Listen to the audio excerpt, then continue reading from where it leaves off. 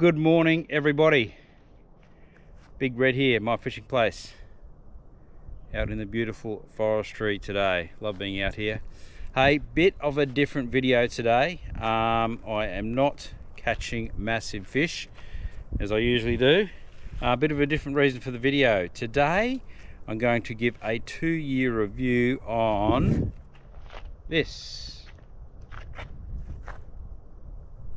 The Dodge Ram. I've had this for about 2 years now, and there's not a lot online about these things in Australia anyway. So again, I just sort of do a quick video. Look, in case you're searching in a couple of years time or whatever, when more come on the market, what are they like, and an honest review. So yep, let's get on with it. I'm just going to stop and start this video a few times so we don't use up too much space when I'm trying to transfer it. All right, reasons for buying the Ram.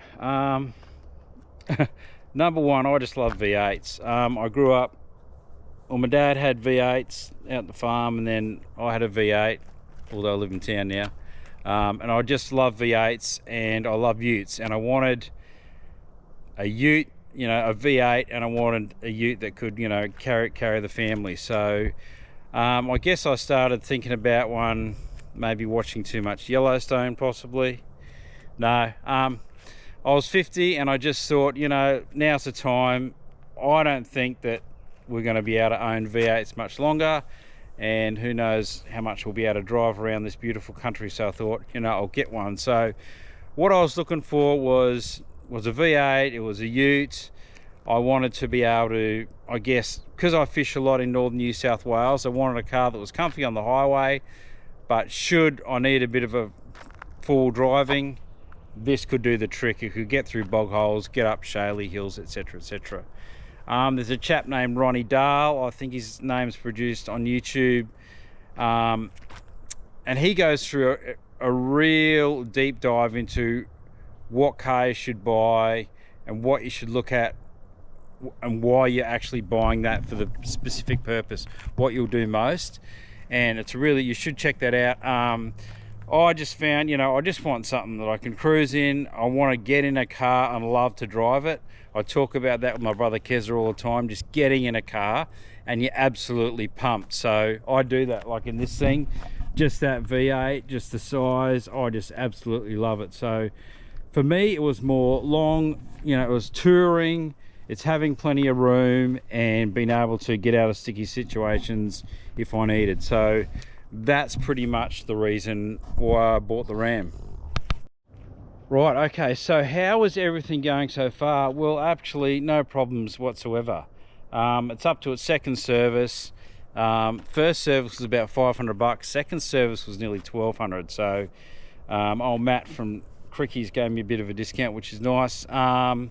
But yeah, like no real problems. I guess what you got to understand from these vehicles is, and I was a mechanic back in the day when Jeep Cherokees came into the country, was that in the States, these aren't a high ticket item. And the problem is, you know, Aussie manufacturers bring them out here and they jack up the price, and people expect a Mercedes when you're getting a work truck. Like the old Jeeps Cherokees, the XJs, we had so many come back because they were so expensive and people thought they were getting a luxury car, but they were getting a work ute. And I think, you know, from the forums that I've read on these things, people are complaining about small little problems. And yeah, they are expensive, but you've got to understand what they are.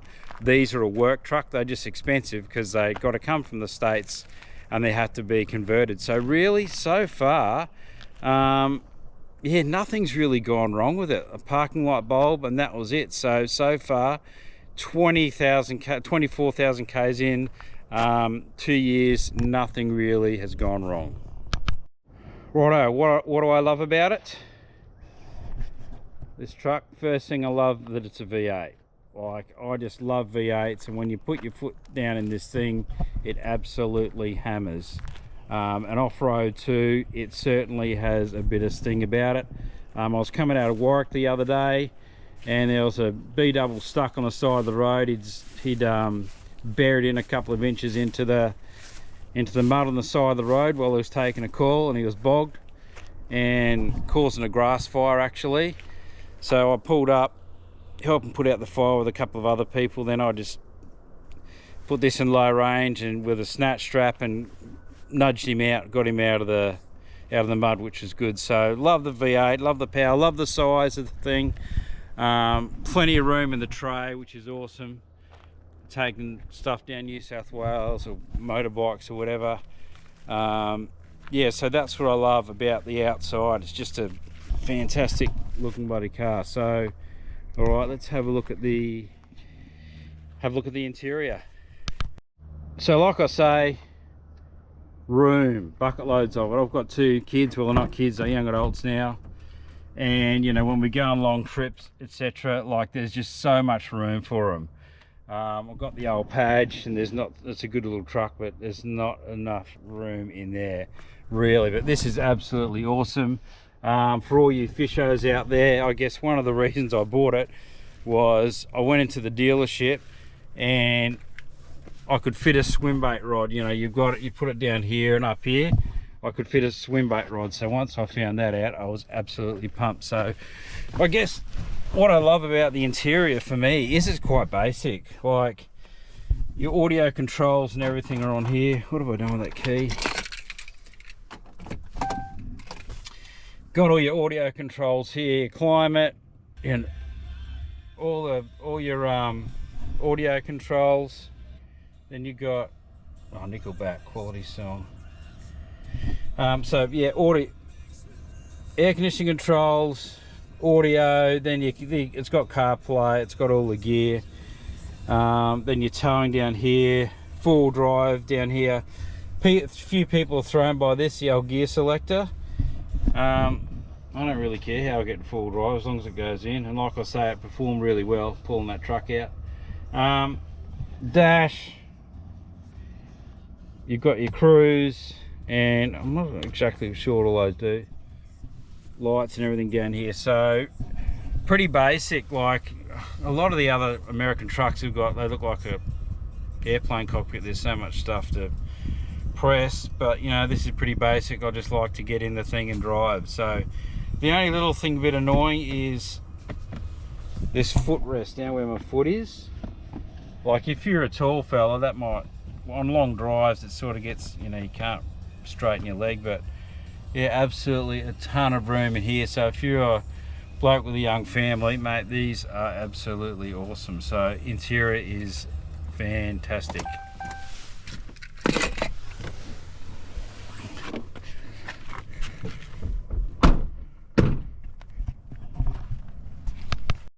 Alright, anything I don't like about it, apart from, I was just talking before about that footrest, and is this something I don't like about it? Not really. It's just something that could be a bit of a challenge.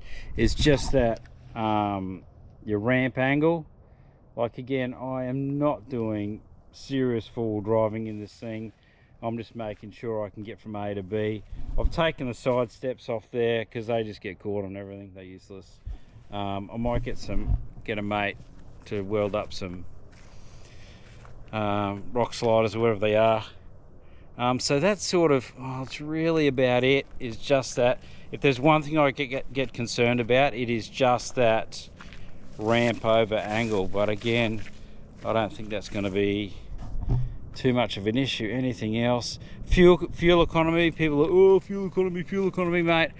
On the highway, like if I go down past Tenterfield, I'm getting about, 11 litres per 100, which, that's better, I think, than a lot of cars, a lot of four-wheel drives. And the old Padge, that's going to sit at about sort of 9.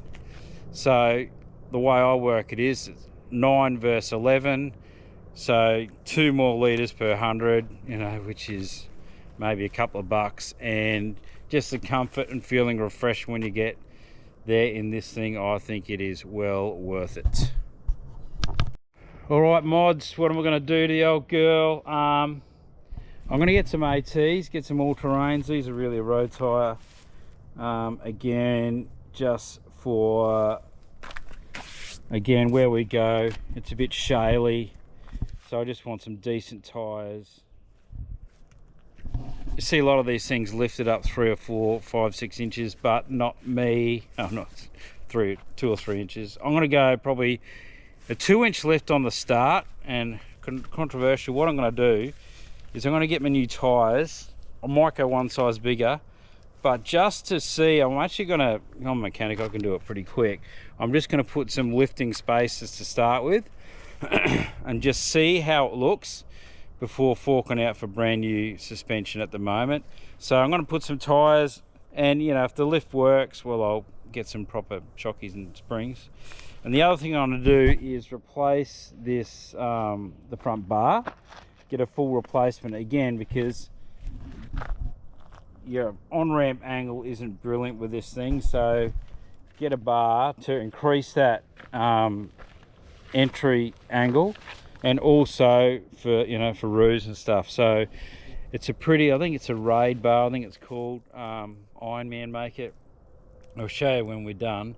It's again, just to stop roos and stuff, and that entry angle, whatever you want to call it, or you know, hardcore four-wheel drivers. So, and I think, you know, I've got a, obviously did this, the old seat covers, these mats, I forget where they're from. Yeah, good just to keep the carpet and things done, because I chuck boxes and everything in the back, so the got to do the back seat yet. So I've got a soft tonneau for it as well, but yeah, I want to keep it fairly light. Yeah, I'm not going to put a big canopy or anything on it, because I like it light. Like, I just see a lot of guys, and mate, whatever blows your hair back, I just see a lot of guys running around with tents and alloy trays and all this shit, and yeah, it's just so much weight when you're driving around, and they, you know, whinge about fuel economy. Well, you know, if you're using it all the time, more power to you. But you know, if you do run around with all this stuff on the back of your car and you're not using it all the time, you know, it's just, you know, from a mechanical background, it's just more wear and tear. You're wearing more, using more fuel. So I'll keep it fairly light. Probably do an exhaust down the track as well. It's nice when the V8 sounds good, but it's just got to go, in my opinion. So that's about it for the mods, I'd say. So there you go, guys. I hope that has been some help to you. So should you buy one or not? Well, look, I'm only 20,000 k's in. I haven't done a lot of off-roading or anything with it yet, but yeah, for what I need it for, it's awesome. It'll be good to get it off-road a little bit and see how, you know, proper off-road. That is not off-road. You know, you could take it Daihatsu Charade down there, but it'll be good to see how it goes. So yeah, if you want a nice, it's a comfortable car, it's a powerful car, it's a roomy car, and I guess the other thing I've heard too is about parts. I was a little bit worried about that, but again, parts have got a lot better. Like, I've been forums online, and mate, I get stuff from the States, you know, from the fishing show for, doesn't take long at all. But anyway, guys, that'll be about it. I've got another car coming down the road, so take it easy, and I hope this has helped you. This is the best part. Oh, I just love that sound.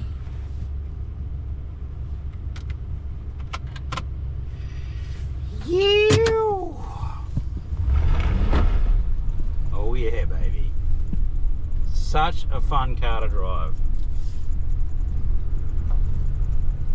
Off we go.